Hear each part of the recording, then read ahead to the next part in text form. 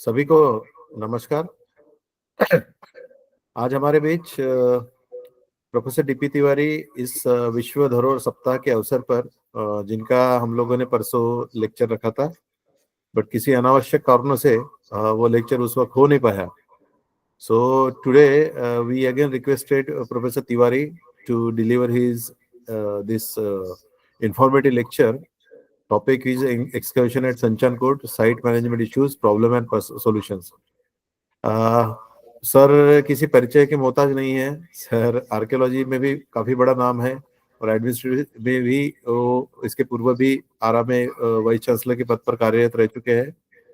अभी at present sir जय विनेश आदिवासी university Kota, इसमें वाइस चांसलर के पद पर कार्यरत है। तो सर आपका बहुत बहुत शुक्रिया कि आपने हमके हमारी जो रिक्वेस्ट को आपने एक्सेप्ट करके आप लेक्चर देने के लिए यहाँ उपस्थित है ऑनलाइन मोड पर।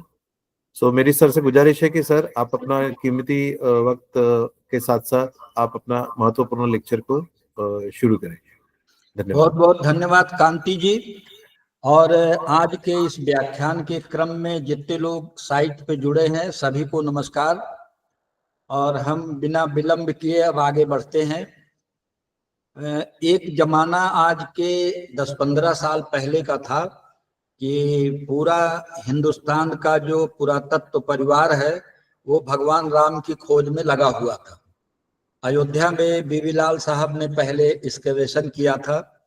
उन्होंने एक प्रोजेक्ट लेकर के आर्कियोलॉजी ऑफ रामायण साइट के अंतर्गत अयोध्या, सिंगवेरपुर और इलाहाबाद में भरद्वाज आश्रम, चित्रकूट, इन सब जगहों पे स्मॉल स्केल एक्सकवेशंस किए थे। तो अयोध्या में एक्सकवेशन जब मैं लखनऊ यूनिवर्सिटी में था तो करना आसान नहीं था, क्योंकि अयोध्या की जो साइट थी खासकर बाबरी मस्जिद वाली वो बहुत विवाद की श्रेणी में थी।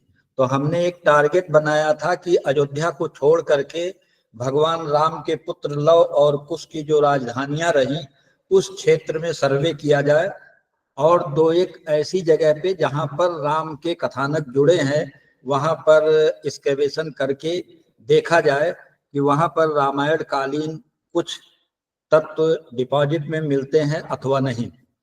आज के दिन की प्रासंगिकता ये है कि 1982 में आईकैम ने एक प्रपोजल रखा। ज्वाइन करने से आ रहा है सर शायद। तो आपसे क्या मतलब, आप काटो उधर करेंगे। नहीं सर, अपन यहाँ अलाउ कर देंगे इसको, यहाँ इसको अलाउ कर दो सर, एडमिट और कर दो बस। अब कोई तो उस प्रपोजल के उन्होंने यूनेस्को को एक प्रपोजल सबमिट किया कि हम लोग पूरे विश्व में जितने हमारी धरोहर हैं उनको लेकर के एक विशेष दिवस का आयोजन करें और उस पर कुछ कार्यक्रम किया जाए। तो यूनेस्को ने अपनी 22वीं कॉन्फ्रेंस जो 18 अप्रैल 1983 को हुई थी, उन्होंने आईकैम के इस प्रपोजल को स्वीकार कर लिया। तब से आज तक यूनेस्को ने 1223 वर्ल्ड हेरिटेज साइट पूरे विश्व में डिक्लेयर की हैं, जिनमें से cultural site 933, natural site 227, mix site 39 और 56 साइट्स ऐसी हैं जो डेंजर लिस्ट में सम्मिलित हैं। भारत में इस तरह की वर्ल्ड हेरिटेज साइट 43 हैं, जिसमें आगरा फोर्ट, अजंता केव, एलोरा केव, ताजमहल, महाबलीपुरम इत्यादि, उड़ीसा का कोणार्क मंदिर, काजीरंगा नेशनल पार्क, फतेहपुर सीकरी, ये सब मुख्य साइट उसमें जुड़ी हुई है। आर्कियोलॉजिकल सर्वे ऑफ इंडिया ने ये तय किया है कि हम एक सप्ताह वर्ल्ड हेरिटेज के ऊपर हेरिटेज वीक के नाम से मनाएंगे और वो तिथि 19 से लेकर के 25 नवंबर के बीच में तय की गई है, जिसमें ये कार्यक्रम संपन्न किया जा रहा है। इसमें स्मारकों पे, उत्खनित स्थलों पे जागरूकता बढ़ाने के लिए व्याख्यान, वर्कशॉप इत्यादि कराए जाएंगे। और मैं कांति कुमार जी को बहुत बधाई देता हूं कि उन्होंने ये गुरुतर दायित्व अपने कंधों पर लिया और वो विभिन्न विद्वानों को एकत्र करके इस जागरूकता को आगे की तरफ बढ़ा रहे हैं। संचानकोट एक ऐसी साइट है उत्तर प्रदेश के उन्नाव जिले में, जहां हमने 2004-05 से लेकर के 2010-11 तक 5 साल लगातार एक्सकैवेशन किया। और उसका एक अनुभव ये रहा कि बहुत बड़ा एक्सकैवेशन भी नहीं करना चाहिए, क्योंकि इसकी रिपोर्ट समय से छाप नहीं मिलती है। तो ये जो 5 साल का अपना हमने प्रयास किया था, ये आपकी सूचना के लिए आपके सामने प्रस्तुत है। इस साइट का अपना एक हिस्टोरिकल इम्पोर्टेंस है। ये इसकी लोकेशन है, इसका एरियल व्यू। इसके किनारे किनारे एक नदी बहती है जिसको सई नदी कहते हैं, और प्राचीन भारतीय साहित्य में इस नदी को चंद्रिका नदी के नाम से जाना जाता है। इसी के किनारे एक बड़ा सा टीला है, और इस टीले पे जो जमाव और संस्कृति मिलती है उसका विस्तार केवल इसी टीले तक नहीं है, बल्कि लगभग 9 वर्ग किलोमीटर के क्षेत्र में इस तरह की पात्र परंपरा और समकालीन संस्कृति के अवशेष मिलते हैं। जगह जगह अगर आप कंसंट्रेट करें तो एक टीला इधर है, एक टीलों का क्लस्टर इधर है, तीसरा टीला इधर है, इस साइड में भी आपको 1 2 3 4 5 6 इस तरह से करीब 19 टीले हैं जो संचानकोट की इस 9 वर्ग किलोमीटर की जमीन में फैले हुए हमको दिखाई देते हैं। इनमें से हमने मेन माउंड पे करीब 40 ट्रेंच लगाई, और 3 माउंड तो पूरा का पूरा एक्सकैवेट किया, ताकि वहां पे क्या है वो अच्छे डिटेल के साथ सामने आ सके। कुल 90 ट्रेंचेज लगी थी, और उनका एक सरसरी तौर पे 1 घंटे के अंदर जो हो सकता है वो विवरण हम आपके सामने प्रस्तुत करते हैं। पहला तो ये है कि संचानकोट इस जगह का नाम क्यों पड़ा। क्या केवल ये संचानकोट के ही नाम से जाना जाता है या इसका और कोई नाम है? तो यहाँ के रेवेन्यू रिकॉर्ड में इसको रामकोट कहते हैं। तो रामकोट कहे जाने की वजह भी कुछ हो सकती है कि क्या ये राम से एसोसिएटेड रहा होगा। और अगर इसकी छानबीन की जाए तो वाल्मीकि रामायण के उत्तर कांड में ऊपर लिखी एक पंक्ति मिलती है, जिसमें भगवान राम ने लंका पे विजय करने के बाद ये सुनिश्चित किया कि हमको रावण के वध का एक निराकरण करना चाहिए। और उस समय के महर्षियों ने ये सलाह उनको दिया कि नैमिषारण्य में अगर आप अश्वमेध यज्ञ करें तो उस पाप से, ब्रह्म हत्या के पाप से आपको मुक्ति भी मिलेगी और आपका साम्राज्य विस्तार भी होगा। तो उन्होंने लक्ष्मण को ये आदेश दिया कि इस तरह के अश्वमेध यज्ञ करने की तैयारी आप करो और नैमिषारण्य में यज्ञ किया जाए। तो अंतिम लाइन में साफ साफ लिखा है, ऋत्विक भी लक्ष्मणम सार्धम। जितने ऋत्विक अर्थात पुरोहित थे और लक्ष्मण उनको साथ लेकर के अश्व च विनियोजित रथ पर सब सामग्री को रख करके ततो अभ्यगच्छत काकुस्थः ससैन्येन नवनिशम्, एक सेना के साथ वो नैमिष में गए और वहां पर उन्होंने अश्वमेध यज्ञ का आयोजन किया। अश्वमेध यज्ञ के बाद एक परंपरा थी कि घोड़ा छोड़ा जाता था, और वो घोड़ा छोड़ा गया तो नैमिषारण्य से वो घोड़ा निकल करके हरदोई जिले में आया, और हरदोई से शायद वो गंगा के किनारे बिठूर तक पहुंचा, जहां वाल्मीकि का आश्रम था, और उसी आश्रम में सीता अपने 2 पुत्रों लौ और कुश के साथ रहती थी। आपने रामायण का सीरियल भी देखा होगा, उसमें ये प्रदर्शित है कि इस अश्व के घोड़े को लौ और कुश ने उत्कंठा में बांध लिया, क्योंकि उसके गले में लिखा हुआ था कि जो व्यक्ति इस अपने राजा राम के राज्य को इस क्षेत्र में स्वीकार करे वो अश्व को जाने दे, और जिसको ये स्वीकार ना हो वो अश्व को बांध के तथा अयोध्या की सेना के साथ वो युद्ध करने के लिए तत्पर रहे। तो लौ और कुश ने उस घोड़े को बांध लिया और उसके पीछे चलते हुए जितने सैनिक थे उनके साथ उन्होंने युद्ध किया। वो पराजय की कगार पे पहुंचे और अयोध्या से नई सैन्य सहायता मांगी गई।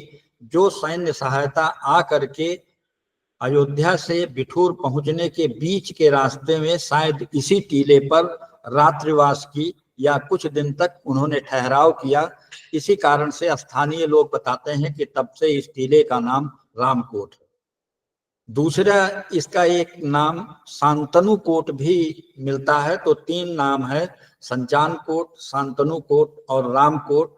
तो शांतनु महाभारत का एक पात्र है जो वहां का राजा है, और प्राचीन भारतीय साहित्य में कुरपांचाल और साकेत, इन दोनों के बीच की विभाजक रेखा यही नदी, जिसको चंडिका या आज की सई कहते हैं, यही थी। तो लगता है कि इस जगह पर कुरुओं का एक लास्ट पोस्ट था, और इसीलिए यहाँ पर इसका नाम शांतनु पड़ा।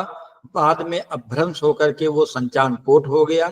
राम से जुड़े होने के नाते आज भी रेवेन्यू रिकॉर्ड में इस जगह का नाम रामकोट है।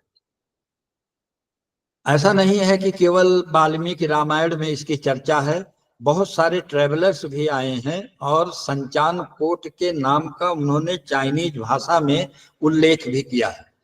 गुप्त काल में एक चाइनीज ट्रेवलर यहाँ आया, फाहियान, जिसके आने का समय 399 और जाने का समय 414 ईस्वी रहा। उसने भी इस जगह का दर्शन किया था। वो आया तो वो इस जगह का वो विवरण देता है, और इसको सांचे के नाम से वो अपने विवरण में कोट करता है। हर्षवर्धन के समय में एक दूसरा तीर्थयात्री चाइना से चल करके हिंदुस्तान आया, और वो कन्नौज से हो करके संचान कोट होता हुआ वहां चला गया श्रावस्ती। जब वो रास्ते में पहुंचा तो उसने संचान कोट का एक डिस्क्रिप्शन दिया है। उसमें लिखा है कि 200 paces in front of the sangharama is a stupa built by Ashok Raja. Although the foundations are sunk in the ground, it is yet some 100 feet in the height. It was here Tathagat in old age preached the law for 7 days. In this monument is a relic sarir which ever emits a brilliant light. Besides, it is a place where there are traces of 4 former Buddhas who sat and walked. उसने इस विवरण में दिया कि यहाँ पे कम से कम 100 feet ऊंचा एक स्तूप था जिसको राजा अशोक ने बनवाया था, और उसमें एक गौतम बुद्ध के शरीर के अवशेष रखे हुए थे जो रात में प्रकाश निकालते थे या लाइट निकालते थे, और यहीं पे बैठ करके उन्होंने 7 दिनों तक उपदेश का कार्यक्रम किया था। इस जगह पे जो चाइनीज विवरण मिलता है उसके आइडेंटिफिकेशन का लक्ष्य लेकर के नपोतिपोकुलो नाम का, नवदेवकुल नाम का एक शहर है कन्नौज के पास, उसका भी उसमें उल्लेख आता है। तो हम लोगों ने एक टारगेट बनाया कि हम नवदेवकुल की पहचान करें, यहाँ पर जो अशोक ने स्तूप बनाया था उसको आइडेंटिफाई करें, कन्नौज से रामकोट तक का जो रास्ता है उसको रखें, और गुप्त काल में क्या वास्तव में ये एक बहुत बड़ा शहर था, इसको क्या साकेत कहा जा सकता है, इन सब चीजों को लेकर के एक ऑब्जेक्टिव बना के हम लोगों ने इस जगह पे एक्सकवेशन को प्रारंभ किया। ऐसा नहीं कि ये टीला सबसे पहले मेरी नजर में आया, एक्चुअली यहाँ पे कनिंघम भी आया था, और कनिंघम ने जब संचान कोट का विजिट किया तो लोगों ने उस समय इसको सुजान कोट के नाम से जाना था। उस समय इसका नाम जो है वो सुजान कोट था, और उन्होंने जो सर्वे किया उस समय वो रिपोर्ट किया कि यहाँ पर जो स्तूप है उसका डायमीटर 18.5 फीट है। सर्वे के दौरान उनको 52 सिक्के मिले, जिसमें से 45 भारतीय सिक्के थे, 2 इंडोसीथियन था, कुछ सिक्के हुविस के थे और 5 मुस्लिम शासकों के सिक्के थे। टेराकोटा फिगराइन उनकी एक मिट्टी की मिली थी विष्णु की जो गरुड़ पर आसीन थी।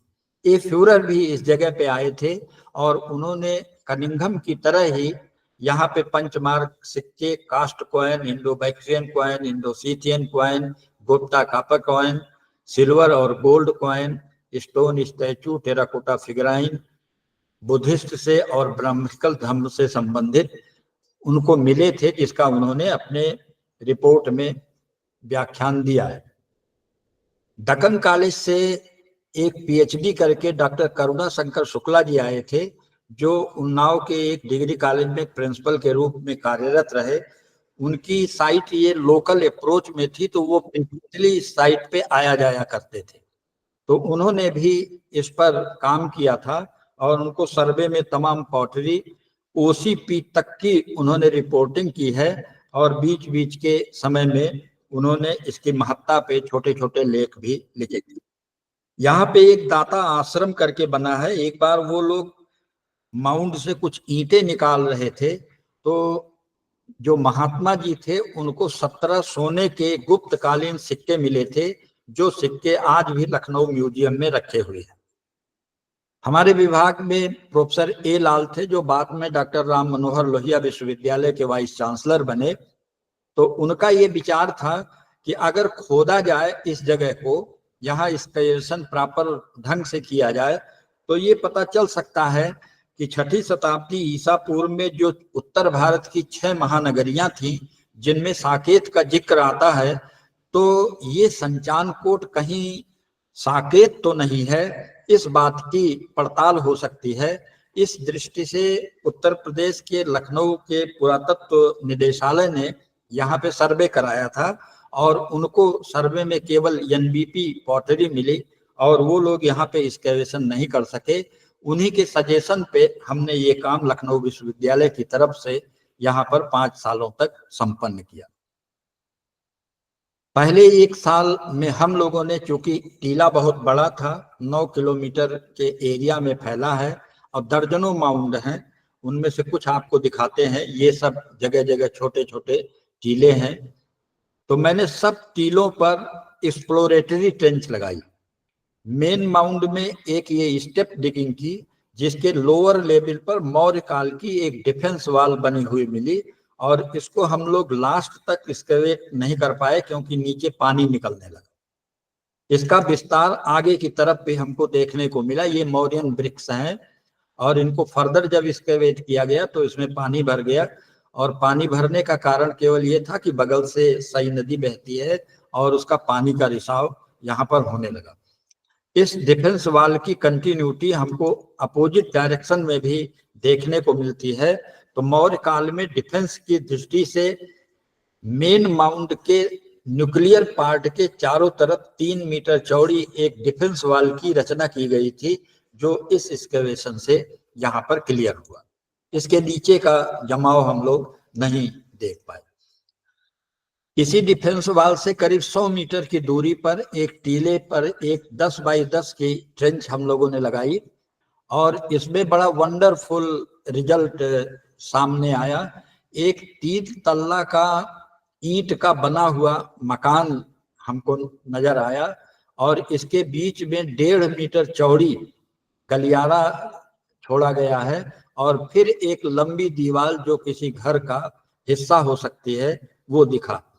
तो यहाँ पर एनबीपी तक का जमाव था, जिसपे continuous level 1, level 2, level 3 medieval period तक लगातार कंस्ट्रक्शन किए जाने के एविडेंसेस सामने आए। ये देखिए, जो हम लोग इसके स्टोरेज का आकलन किए उसका आधार था ड्रेनेज का ये स्पॉट। पहले फ्लोर का जो है वो ड्रेनेज पॉइंट ये है, सेकंड का ये है और थर्ड की ये नाली स्पष्ट रूप से दिखती है। ऊपर का इतना भाग जो है वो डिस्टर्ब है। शायद यहाँ से इस स्ट्रक्चर का ईंट चुराने के चक्कर में इतना गहराई तक का हिस्सा डिस्टर्ब हो गया, जबकि ये वाल कंटिन्यूअस सरफेस के ऊपरी भाग तक चलती है। इसी के बगल में एक दूसरी ट्रेंच डाली, तो वहां पे इस छोटी सी ट्रेंच में नीचे से पर्याप्त मात्रा में जले कार्बन के दाने, कार्बनाइट ग्रेन्स मिले और ये ग्रेन्स वहां पर बड़े बड़े अन्नागारों के नीचे के भाग से प्राप्त हुए। ये कोठरी टाइप की है जिसमें उतरने का कोई माध्यम नहीं है, लेकिन इसकी गहराई 8-10 मीटर तक है। इसमें शायद इस शहर के लोगों के खान पान के लिए अनाज एकत्र किया जाता था, लेकिन इसका अंत किसी भयंकर फायर एक्टिविटी से हुआ, क्योंकि ये जो दीवार की ईंटें हैं सब काली पड़ गई हैं जल के और इनके नीचे वाले भाग में जले हुए अनाज के दाने मिलते हैं। ये उसी टाइप का एक अन्नागार का है जिसको कई फेजेज में बनाया गया, first phase, second phase, third phase, fourth phase, और इसका काम केवल अनाज के संग्रह के लिए किया जाता था। कुछ दीवालों में जले के निशान के साथ साथ दरार के भी निशान हैं, तो ऐसा लगता है कि इस जगह पर सभ्यता के या संस्कृति के समाप्ति का एक कारण जहां फायर एक्टिविटी है, भीषण अग्निकांड है, वहीं पे यहाँ पे भूकंप आने के भी निशान हमको दिखते हैं।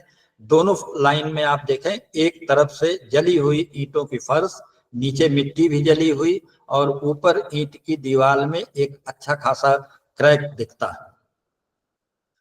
एक टीला जो मेन माउंट से 3 किलोमीटर दूर है, वहां पर हम लोगों ने ट्रायल ट्रेंच 2004-05 में लगाई, तो यहाँ पर द्विरथ प्लान पर बना हुआ एक स्ट्रक्चर दिखता है। उसी समय ये संदेह हुआ कि हो सकता है कि इसके नीचे कोई टेम्पल हो, जो डिटेल एक्सकवेशन के बाद पता लगा।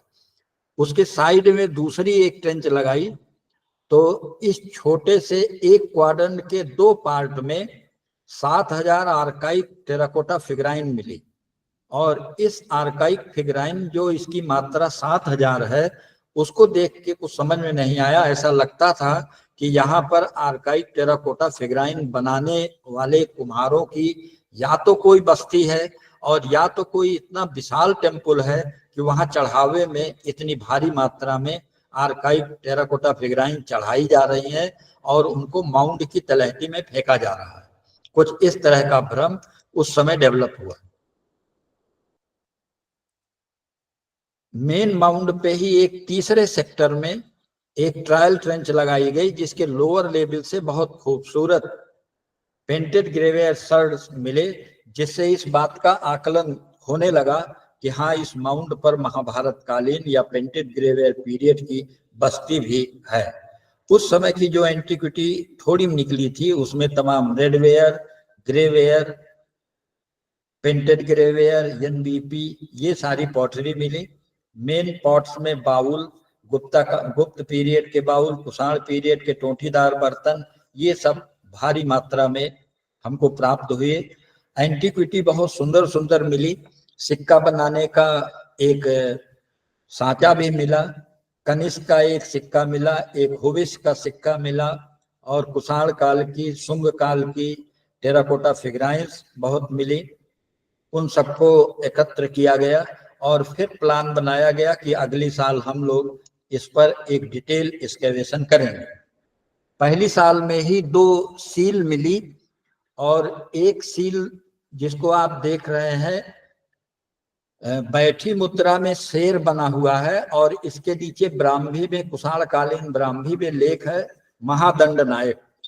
इस टाइप की एक सील बिहार में आरा के पास एक माउंड है मनेर, गंगा के किनारे, वहां पटना यूनिवर्सिटी की टीम ने एक्सकेवेशन किया था, तो ठीक इसी प्रकार की सील वहां से भी प्राप्त हुई थी। अब अगर इस सील पर लिखे हुए लीजेंड को, महादंडनायक को देखें, तो कौटिल्य के अर्थशास्त्र में इस तरह के किसी पद का उल्लेख नहीं है। लगता है कि ये जो महादंडनायक का पद है, ये कुषाण काल में सृजित किया गया, और उसका हेड ऑफिस संचानकोट में उत्तर भारत में रहा होगा। दूसरी इंपॉर्टेंट सील ये मिली जिसपे त्रिशूल है, बीच में शिवलिंग है, और उसके बगल में एक पताका टाइप का लगा है, और नीचे ब्राह्मी में, कुषाणकालीन ब्राह्मी में लिखा है कालंजर पीठ। ये सील भी इस बात की तरफ संकेत करने के लिए पर्याप्त है कि संचानकोट में कुषाण काल में कोई एक इतना प्रसिद्ध शैव मंदिर था जिसका संपर्क सीधा कालंजर वाले शैव मंदिर से रहा होगा, और दोनों के संबंधों के सामान आने जाने के प्रकरण में ये सील इस जगह पर मिलती है। एक करीब 7 किलोमीटर की दूरी पर मेन माउंट से एक गांव है जिसका नाम है खंभा मऊ। तो आज भी लोगों का विश्वास है कि जो खंभा मऊ है, यही कन्नौज से संचानकोट में इंटर करने का गेटवे था। तो हम लोगों ने इस गांव के अंदर, तो ज्यादातर घर बन गए हैं, एक छोटे से पार्ट में झाड़ी में कुछ स्ट्रक्चर दूर से दिख रहे थे, तो उस का हम लोगों ने साइंटिफिक क्लियरिंग किया। तो इस पर एक मंदिर बना हुआ मिला जो भगवान विष्णु को समर्पित था।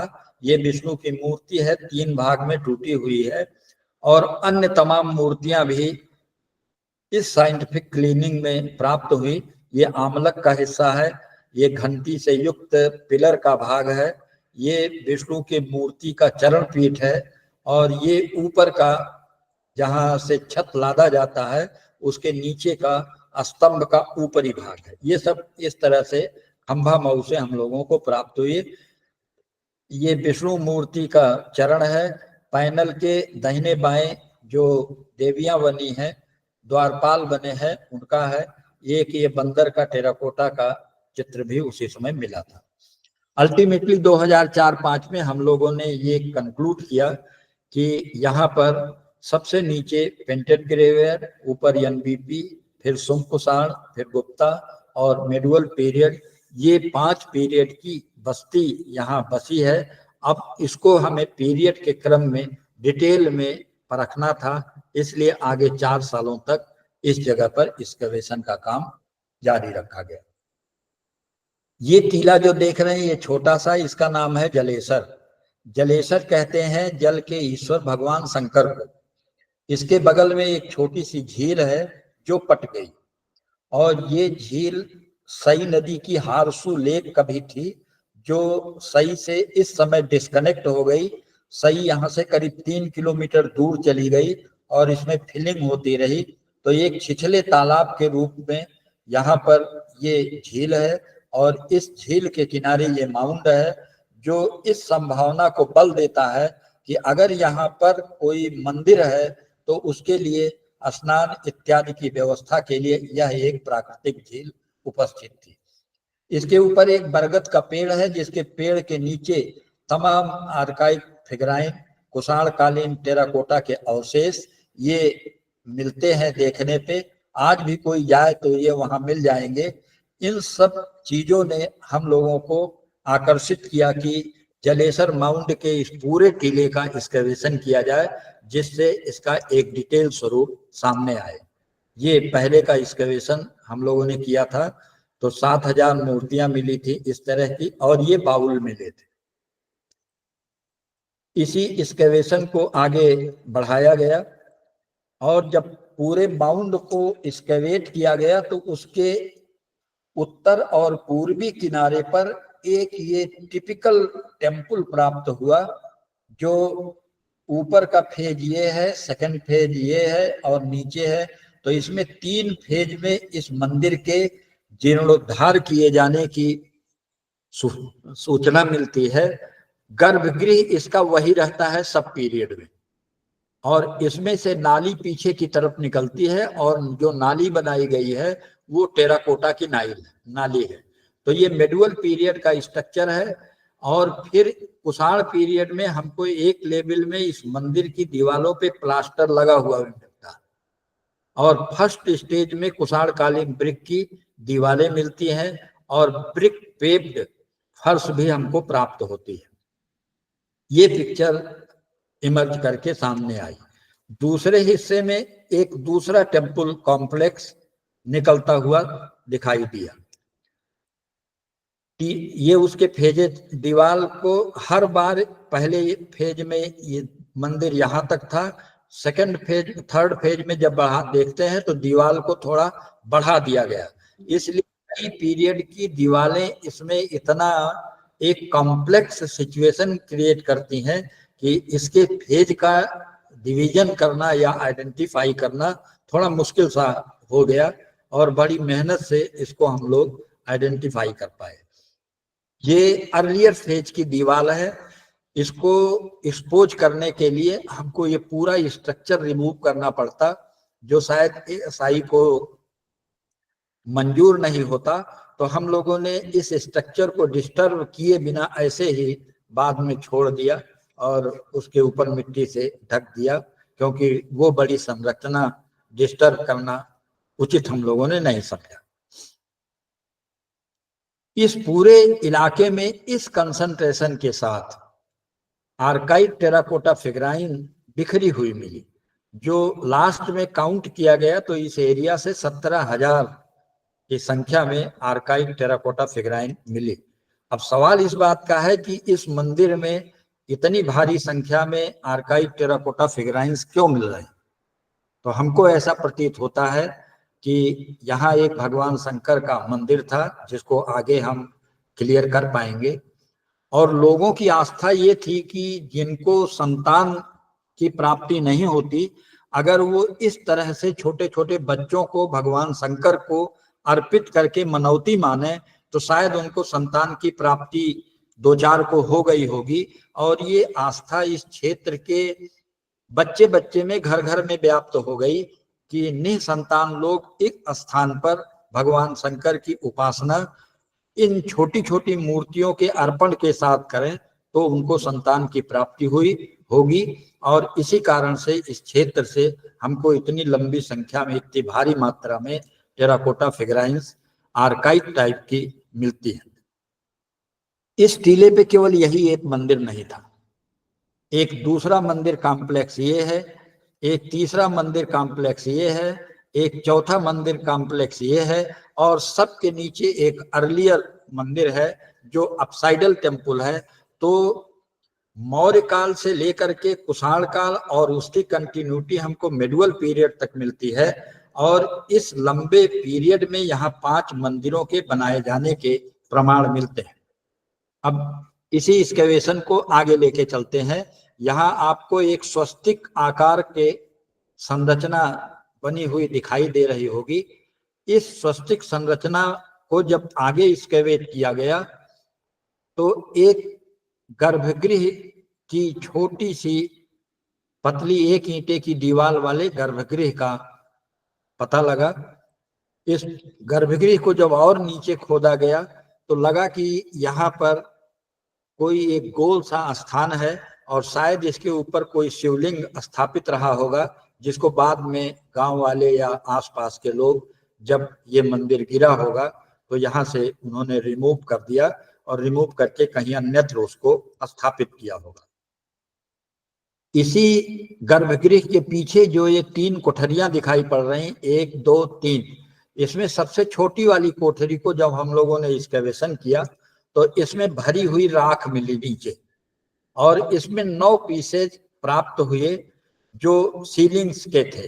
तो इन सब पे तो छोटा छोटा कोई ऑब्जेक्ट नजर आता है, कहीं अल्फाबेट दिखते हैं, कहीं दंडी दिखता है, कहीं कुछ दिखता है, लेकिन संयोग से एक सीलिंग बहुत इंटैक्ट प्राप्त हो गई, जिसमें ध्यान से देखने पे दिखता है कि यहाँ नंदी बैठा हुआ है, इस जगह शिवलिंग है, यहाँ पर एक पताका गड़ी हुई है, और इसके नीचे ब्राह्मी में बहुत साफ साफ पढ़ने योग्य लेख भी है, जिसका नाम जो पढ़ा जा सकता है सिद्धेश्वर के रूप में।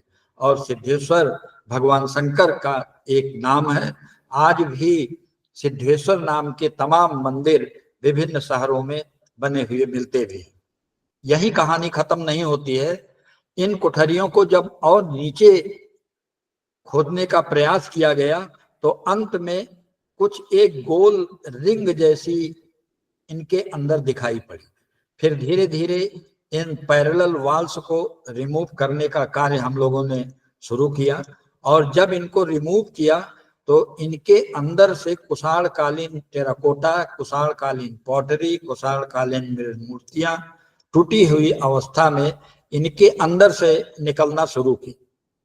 और फाइनली जब ये सब दीवारें हटा दी गई, ये सब मटेरियल है जो इसके अंदर से निकल रहा है, तो एक अपसाइडल टेम्पल हमको सबसे नीचे की तरफ प्राप्त हुआ, जिसका डिटेल ये है और उसका व्यू ये है। जैसे जैसे दीवार क्लियर की गई वो अंत में ये अपसाइडल टेम्पल आया, जिसमें 2 आर्चेज बनी है। एक मेन तो ये है और बाहर की तरफ ये इसका परिक्रमा पथ है, और बीच में 70 सेंटीमीटर का गैप है। इसका फेसिंग ईस्ट है। इस तरह से इसका स्वरूप सामने है।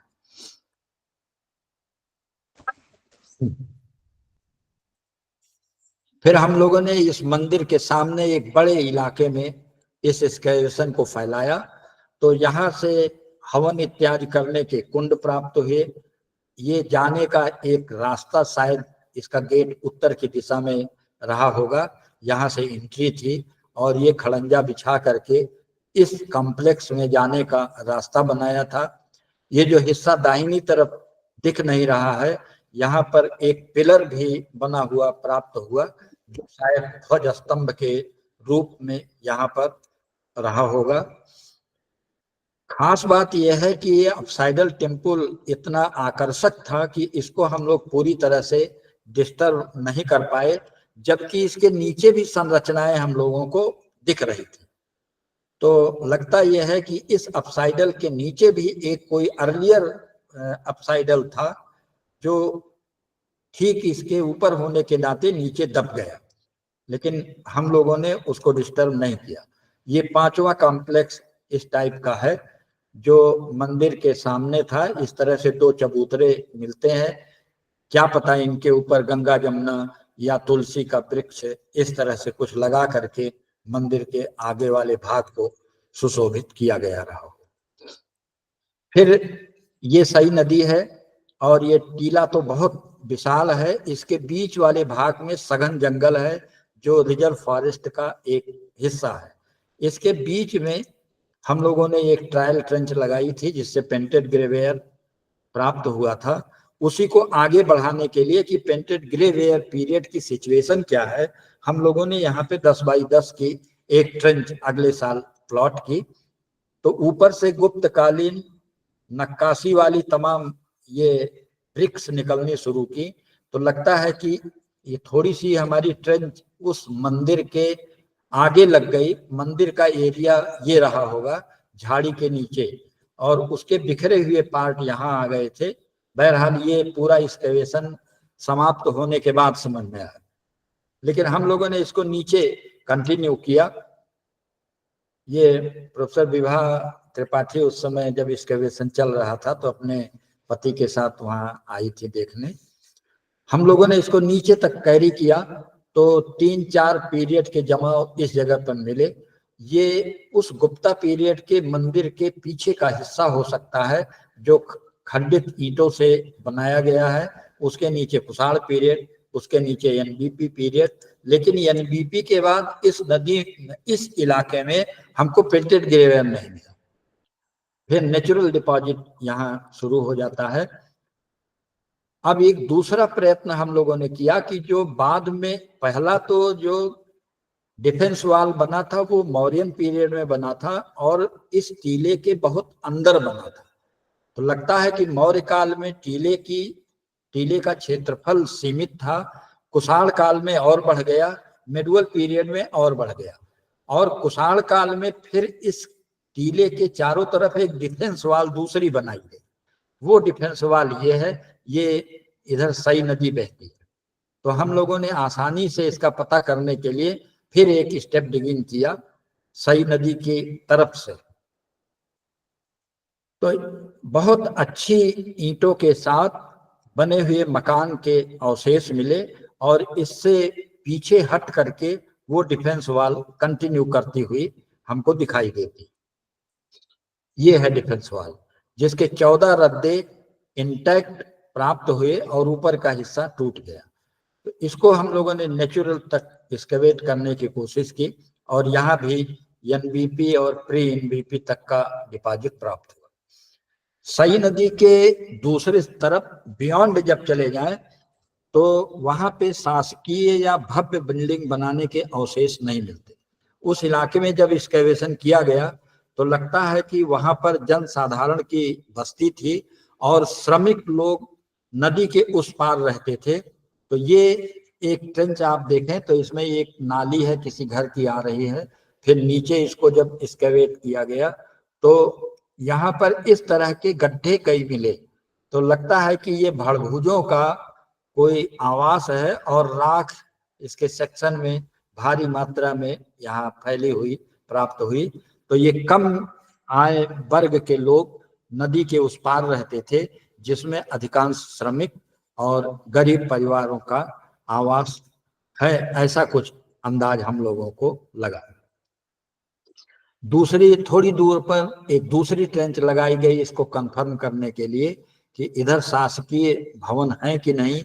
तो एक ट्रेंच में जगह जगह ये चूल्हे बने हुए मिले, जो लेबर यहाँ आते रहे होंगे, तो इस इलाके में खाना बनाने के लिए इन्होंने समय समय पर इस तरह के चूल्हों का निर्माण किया।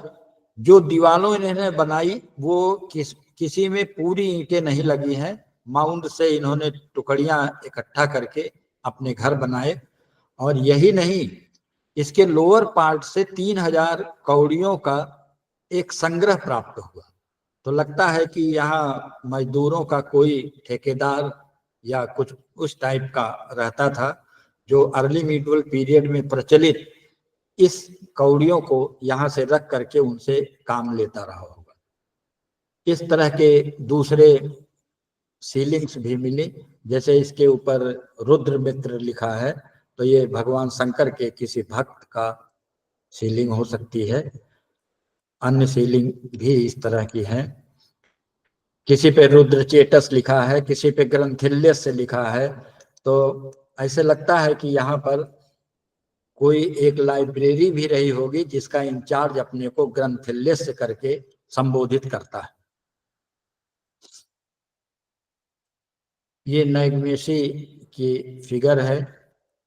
ये अन्य टेराकोटा डाइस है। ये सुंगा पीरियड का एक बहुत अच्छा टेराकोटा है, लेडी फिगर। और ये आर्काइक फिगराइंस कई तरह की मिलती है, इनकी 70 वैरायटी हम लोगों ने इसमें से ट्रेस करी है। एक इम्पॉर्टेंट टेराकोटा भी प्राप्त होता है, जिसका एक्सप्लेनेशन हम लोगों ने अपना जो बनाया, उस एक्सप्लेनेशन के आधार पर इसको हम शांतनु से जोड़ने की कोशिश करते हैं। ये एक लेडी फिगर है, स्टैंडिंग पोस्चर में है, और लेडी इसके स्तन से क्लियर है। खड़ी ये मकर के ऊपर है और ये चलती हुई मुद्रा में है। एक हाथ से ये ऊपर कुछ देना चाहती है, अनाज के या जो भी हो, जिसको लेने के लिए मछलियां इसके पास आती हैं। और दूसरा हाथ ये जल के ऊपर किए है और ये बतख इसके आसपास टहलती हुई नजर आती है। इसकी जटा बिखरी हुई है। अब इसकी पहचान कैसे की जाए? मकर वाहनी होने के नाते इसको गंगा कहना बहुत सरल है। और अगर ये गंगा है तो इस जगह इस रूप में क्यों बनाई गई? तो हम लोग इसको गंगा की मूर्ति न मान करके शांतनु की पत्नी गंगा का एक प्रतिनिधित्व करने वाला टेराकोटा मानते हैं। और अपराजित पृच्छा में और स्कंद पुराण में गंगा का जो आइकनोग्राफिक डिटेल है वो दिया हुआ है। चतुर्भुजम त्रिनेत्रम च नदी नद निसेविताम लावण्यामृत निश्चंदम संस्लीत गात्र यष्टिकम पूर्ण कुंभ स्ताम्बोज बर्ता भय सकटकारकम। ये प्रतिमा शास्त्रीय लक्षण है। जो प्रतिमा शास्त्रीय लक्षण इसमें हमको देखने को मिलता है, इस आधार पर इसे गंगा कहना और कल्पना की उड़ान में इसको शांतनु की पत्नी मान लेना हम लोगों की अपनी एक व्याख्या रही। अगर ये शांतनु की पत्नी गंगा का एक प्रतीक टेराकोटा है तो इस जगह से शांतनु का संबंध भी स्थापित किया जा सकता है। और महाभारत काल से जोड़ने के हमारे पास दो साक्ष्य मिल जाते हैं। एक ये टेराकोटा, दूसरा पेंटेड ग्रेवियर पॉट साइज।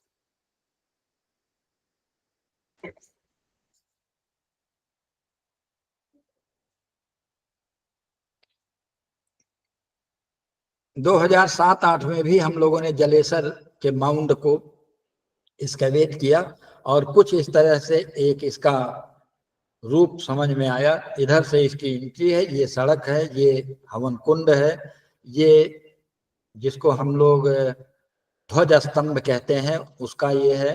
मेन मंदिर ये है जिसके ऊपर स्वस्तिक था, जिसपे शिवलिंग होने की शंका हम लोगों ने व्यक्त की। ये बड़ा मंदिर जो कुषाण काल में 3 फेज में बनाया गया वो है। और ये अपसाइडल टेम्पल है जिसके नीचे अन्य अपसाइडल टेम्पल भी दिखाई पड़ते हैं।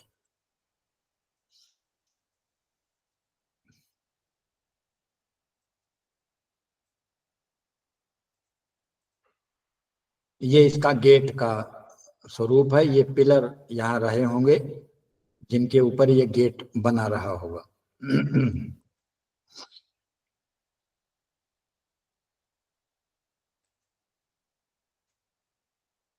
अब माउंड का जो सेंट्रल पार्ट है उससे थोड़ा हट करके यहाँ एक दाता आश्रम करके पुजारी का आश्रम है, और उस आश्रम के निचले वाले भाग में कुछ ग्लेज के टुकड़े मिल रहे थे सर्वे में। तो ये नहीं समझ में आ रहा था कि ये मुस्लिम बस्ती यहाँ पर अगर है तो उसका क्या स्वरूप है, और अगर ये ग्लेज है तो क्या यहाँ ग्लेज की कोई फैक्ट्री हो सकती है। तो 100 मीटर लंबे एक स्ट्रिप में 10 टेंट लगाई हम लोगों ने, और ये छोटे छोटे कक्ष यहाँ पर एक लाइन से बने हुए मिलते हैं, और इनके दूसरे साइड में एक भव्य स्ट्रक्चर मिलता है जो बढ़िया सा बना हुआ है। उसमें 3-4 कमरे हैं, ईंटें भी अच्छी लगी हैं और दीवारें भी मोटी हैं। तो इससे एक आकलन ये किया गया कि यहाँ का जो कुशल कारीगर वर्ग है वो इस इलाके में रहता था, और ये बर्तनों के ऊपर ग्लेज लगाने का भी काम करता था। ग्रीन ग्लेज के लगे हुए तमाम बर्तन भी इस इलाके से हम लोगों को प्राप्त हुए। ये वो उसका जो मजदूरों का मुखिया रहा होगा या कारीगरों का मुखिया रहा होगा, उसका अपना मकान है। ये वो साइट है, इसको कहते हैं करीब ये मेन माउंड से 4 किलोमीटर पूरब की तरफ है। इसे लोग लाल टिलिया कहते हैं, स्थानीय लोग। लाल टिलिया इसलिए कहते हैं कि इसमें ईंटे के चूरे के लाल रंग पूरे टीले पे फैले हुए मिलते हैं। तो हमारे अग्निलाल साहब ने सजेस्ट किया कि ये जगह अगर एक्सकवेट की जाए तो यहाँ स्तूप निकलेगा। तो ठीक है, उनकी बात को मान करके हम लोगों ने इसके पूरे टीले के ऊपर करीब 35 ट्रेंच लगाई, और 35 को नीचे तक एक्सकवेट किया गया। जब एक्सकवेट किया गया तो इसमें भी एक मंदिर का ही स्वरूप आया, जिसमें पीछे का हिस्सा तो अपसाइडल है, लेकिन आगे एक आयताकार पोर्शन इसमें जुड़ा हुआ है, और बीच में ये अच्छा सा परिक्रमा पथ भी है। इसके सेंटर में ये गर्भगृह के अंदर एक अष्टफलक युक्त प्लेटफॉर्म मिलता है, जिसपे शायद कोई मूर्ति रही होगी, और वो मूर्ति अब इस समय उपलब्ध नहीं है। तो यहाँ पे ये मूर्ति कौन थी, इस पर 2 विचारधारा बनी।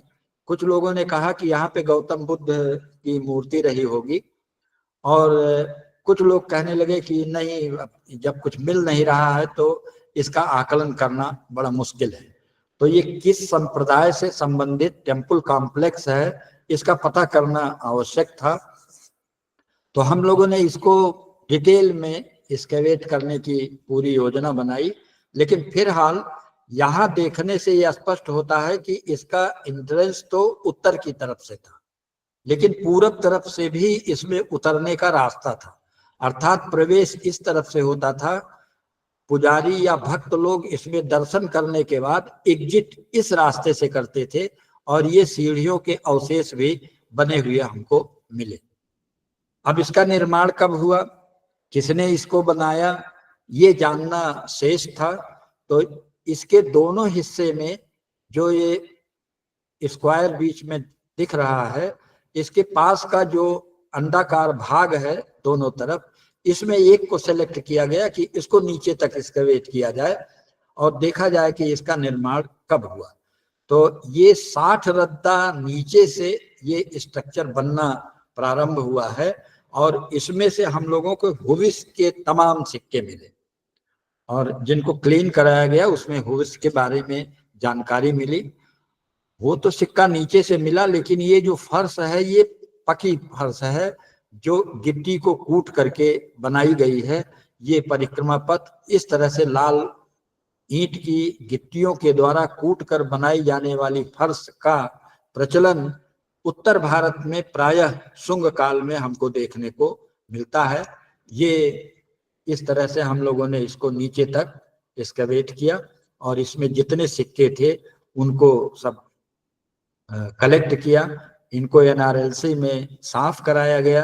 ज्यादातर में तो कुछ निकला नहीं, लेकिन कुछ सिक्कों में होविस के बारे में जानकारी प्राप्त हुई।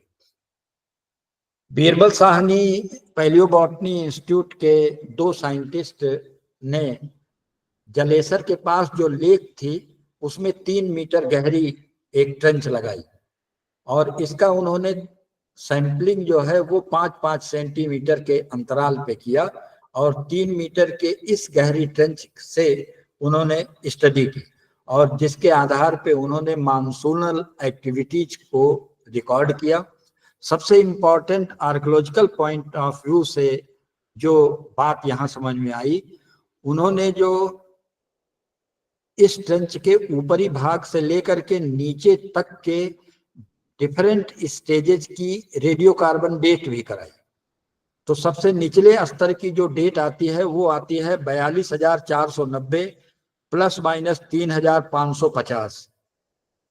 यहां उनको ये लगता है कि यहाँ पर कटीली झाड़ियां और एक शुष्क वातावरण इस क्षेत्र में था। ऊपर 25,290 के आसपास इनको महुआ, आम, बबूल इस टाइप की वनस्पति के अवशेष मिलते हैं, और एक आर्द्र जलवायु की वो सूचना देते हैं। 4,960 से लेके 1.5 मीटर की जमाव में सबसे इंपॉर्टेंट इंफॉर्मेशन मिलती है। ये समशीतोष्ण जलवायु यहाँ है, मानसूनल एक्टिविटी एवरेज है, और इससे एसिरिलिया पोलन प्राप्त होता है। तो जो इस बात की तरफ संकेत करता है कि लगभग 5 और 6,000 ईसा पूर्व के आसपास यहाँ पर खेती किए जाने की परंपरा का प्रारंभ हो गया था। ये पैलियोबोटेनिकल इंस्टीट्यूट जो बीरबल साहनी का है उनकी फाइंडिंग है। अब राजा अशोक द्वारा बनाए गए स्तूप का क्या हुआ? ये स्तूप जो आज वहां देखने को मिलता है ऐसे पड़ा हुआ है। बगल में ये नटों का एक गांव है। किसी भी नट के घर में आप अंदर घुस जाइए, बाहर भ्रमण करिए, तो इस स्तूप से निकाले या चुराए गए ईंटों की दीवारें बने मिल जाएंगी, फर्श बने मिल जाएंगे, और हमने इसके बीच में जो अंडाकार भाग है भट्टे की नाली जैसा, उन्होंने ऐसा संभाल के एक एक ईंटा निकाल लिया है कि अब यहाँ पर एक भी ईंटा नहीं मिलता। तो जो नाली वाला पोर्शन है उसमें एक ट्रेंच हम लोगों ने डाली जरूर, लेकिन एक ईंटे की टुकड़ी तक प्राप्त नहीं हुई। तो नटों ने इस स्तूप के एक एक टुकड़े को यहाँ से निकाल लिया है। अब यहाँ स्तूप का कोई भौतिक स्वरूप बचा नहीं है, ये केवल मिट्टी का जो ढूहा है वो यहाँ पर बचा हुआ है। तो इस तरह से संचांगकोट में ये इतनी बड़ी साइट है, इसमें जितना पैसा खर्च किया जाए उतनी ज्यादा से ज्यादा सूचना मिलने की संभावना है। हम कोशिश कर रहे हैं कि इसकी एक रिपोर्ट जल्दी बना करके अगले साल मार्च तक आपकी सेवा में प्रस्तुत करेंगे। अब आज के व्याख्यान का एक दूसरा, और 5 मिनट ही बचा है, दूसरा और इम्पोर्टेंट हिस्सा ये है कि हम आर्कियोलॉजिकल साइट को प्रॉब्लम की दृष्टि से, कंजर्वेशन की दृष्टि से भी कुछ इस पे बात रखें। आर्कियोलॉजिकल साइट्स तो भगवान भरोसे इस देश में है। यहाँ तो हर गांव में मंदिर है, कहीं न कहीं कुछ न कुछ मूर्तियां हैं, कहीं खंडित कहीं समूची। पूरा देश अपना एक खुला संग्रहालय के रूप में है। अंग्रेजों ने आने के बाद उनकी महत्ता समझी और संग्रहालय की परंपरा को उन्होंने प्रारंभ किया। महत्वपूर्ण कलाकृतियों को संग्रहालयों में रखा गया, लेकिन अपने देश के जो पुरातात्विक स्थल और स्मारक हैं वो बड़ी तेजी से उनका क्षरण हो रहा है, वो नष्ट भी हो रहे हैं। कई कारण हैं, कुछ प्राकृतिक कारण हैं, कहीं अर्थक्वेक आ गया, कहीं नदी के किनारे मंदिर बना है, इरोजन हो गया, तो कहीं पे सरकार कोई विकास का कार्यक्रम करती है, केबल डाल देती है, इलेक्ट्रिक वायर डाल देती है, कहीं कॉम्प्लेक्स बनाने लगती है, कहीं सड़क बनाने लगती है। तो इससे पुरातात्विक तमाम स्थल जो है वो नष्ट हो रहे हैं। और उनके नष्ट होने में किसी को बहुत ज्यादा पीड़ा नहीं होती। जरूरत है अब उस पीड़ा को जग जाहिर किया जाए और इस तरह के पुरास्थलों को हम संरक्षित करने का प्रयास करें। तमाम ऐसे अध्ययन हुए हैं जिनमें इस तरह से पुरास्थलों को जो क्षति पहुंचाई जा रही है उनका विशद विवेचन भी किया गया है। हेनरी क्लेयर ने हेरिटेज एट रिस्क करके एक अपनी रिपोर्ट 2000 में छापी थी। इकोमॉस ने भी रिस्क रिपोर्ट 1995 में एक पब्लिश की थी, जिसमें उन्होंने अपने अधीन के 9,37,484 मॉन्यूमेंट्स को सम्मिलित किया था और लगभग 3 लाख साइट्स को सम्मिलित किया था। इतने लगभग 12 लाख साइट के सर्वे के बाद उनका रिजल्ट ये रहा कि प्रतिदिन लगभग एक साइट या एक मॉन्यूमेंट नष्ट हो रहा है, जिसको बचाने की आवश्यकता है। हिंदुस्तान में ये गुरुतर दायित्व भारतीय पुरातत्व सर्वेक्षण विभाग जो है वो निभा रहा है। हजारों साइट उन्होंने अपने अंडर में रखी हैं। सबको मेंटेन करने का हर वो प्रयास कर रहे हैं। तमाम जगह पे चौकीदार रखे गए हैं, समय समय पर उनकी निगरानी की जाती है, उनके क्षरण को रोकने का प्रयास किया जाता है। लेकिन जो पुरा स्थल एक्सकेवेट किए जा रहे हैं उन पर भी कंजर्वेशन की दृष्टि से काम होना चाहिए। और मेरा सुझाव तो ये है कि जब भारतीय पुरातत्व सर्वेक्षण के द्वारा एक्सकेवेशन का लाइसेंस जारी किया जाए उसी समय एक्सकेवेशन और कंजर्वेशन दोनों के लिए पर्याप्त फंड आवंटित किया जाना चाहिए। आजकल पुरातत्व विभाग एक्सकेवेशन में जुड़ा है और विश्वविद्यालयों के शोधार्थी और शोध परक चिंतन वाले शिक्षक भी तमाम साइट का एक्सकेवेशन कर रहे हैं। विश्वविद्यालयों में समस्या ये है कि एक्सकेवेशन इतना महंगा काम हो गया है कि विश्वविद्यालय आज तक 2-1 विश्वविद्यालय को छोड़कर किसी विश्वविद्यालय में एक्सकेवेशन के नाम पे फंड नहीं है। जब एक्सकेवेशन के नाम पे फंड नहीं है तो कंजर्वेशन के नाम पे फंड होने का कोई प्रश्न ही नहीं उठता। इसलिए सामान्य उत्खननकर्ता व्यवहार में ये प्रैक्टिस करते हैं कि उन्होंने जो ट्रेंच खोदी है उसको निकली हुई मिट्टी से ही पाट दें। कायदे से उनमें बालू भरा जाना चाहिए, उसके ऊपर बिटुमिन का एक मोटा लेप लगाया जाना चाहिए ताकि उसमें से वाटर लीक न करे और नीचे जो भी स्ट्रक्चर या जो भी संपदा है वो फिर एक्सपोज होने के बाद नमी के कांटेक्ट में आकर के उनमें लोना न लगे और उनको क्षति न पहुंचे। पुरा स्थलों पे तमाम लोग गलत उसकी वजह से कि यहाँ पे सोना गड़ा है, चांदी गड़ा है, यहाँ पे कुछ है, तो गांव वालों में नाना प्रकार के भ्रम होते हैं। कभी कभी छोटी छोटी चोरी करते हैं, ईंटे की चोरी, कभी कोई मिट्टी उठाने के लिए वो टीले से अनएथराइज्ड डिगिंग करता है, जिससे पुरातात्विक संपदा को क्षति पहुंचती है। इसको सबको रोकने का हमें प्रयास करना चाहिए और एक जागरूकता पैदा करनी चाहिए कि लोग, सामान्य लोग जो गैर पढ़े लिखे हैं, गांव में रहते हैं, वो पढ़ा लिखा व्यक्ति, अगली पीढ़ी के नौजवान इस पुरातात्विक संपदा के महत्व को समझें कि हमारे अतीत को परिभाषित करने में, हमारी संस्कृति को उद्घाटित करने में इनका कितना महत्वपूर्ण योगदान है और ये कितनी अमूल्य निधि के रूप में हमारे पास है। तो हम इनको जो है वो कम से कम क्षति पहुंचाएं। और जितनी इस तरह की आर्कियोलॉजिकल साइट है प्राइवेट ओनरशिप में, उनकी तो प्राइवेट ओनरशिप इमीडिएट खत्म कर देनी चाहिए। बहुत सारे सुझाव इन साइट्स के, मॉन्यूमेंट्स के संरक्षण के लिए दिए गए हैं। आईकैम का चार्टर 1990, यूएन चार्टर 1994 और माल्टा चार्टर इस पे बहुत डिटेल से प्रकाश डालते हैं। और मेरा तो अपना सुझाव ये है कि हम सभी पुरातत्व के लोग इनको संरक्षित करने में अपना यथासंभव सहयोग प्रदान करें, स्थानीय स्तर पर इसके महत्व को लोगों को बताएं, जागरूकता अभियान चलाएं और इन पुरातात्विक धरोहरों को, स्मारकों को, पुरातन स्थलों को संरक्षित करने का अपना प्रयास जारी रखें और योगदान भी करें। आप लोगों ने बड़े धैर्य से हमको सुना, सभी के प्रति बहुत बहुत आभार।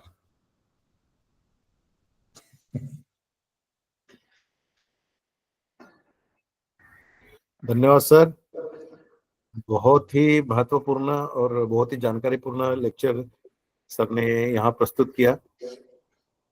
सर को सुनना हमेशा एक क्या बोलते हैं, अपने आप में एक हमारे लिए तो खैर अचीवमेंट है।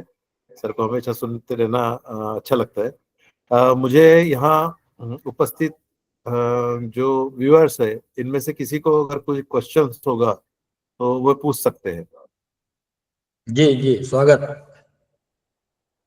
कोई पूछना चाहेंगे कंजर्वेशन इश्यू पे, मैनेजमेंट इश्यू पे या एक्सकेवेशन के इस पर?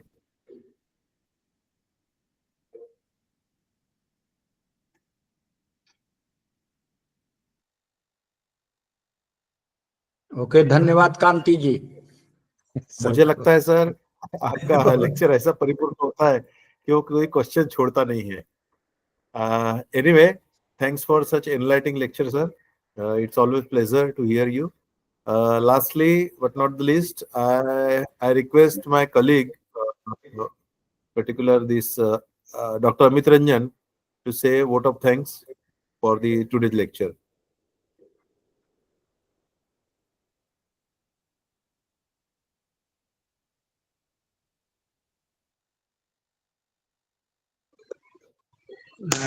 धन्यवाद कांति सर।